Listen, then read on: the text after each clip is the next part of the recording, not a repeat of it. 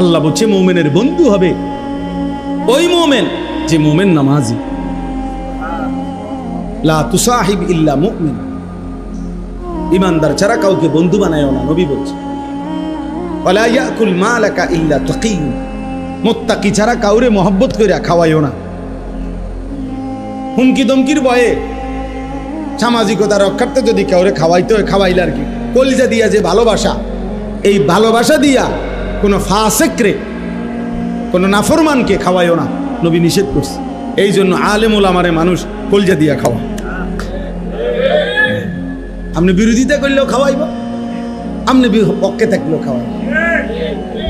আপনি না খাওয়াইলে নারী, আপনার মতো দুই একজন আঙ্গাল কাঙ্গাল না খাওয়াইলে কিচ্ছু দেন, আপনি বহন খান, আপনি বইয়ে বইয়ে চা দোয়ানে বিড়ি খান, যা আপনার বদনাম দিয়া, আপনার সমালোচনা দিয়া ওলামায়ে কেরামের কিচ্ছু আসবে যাবে না।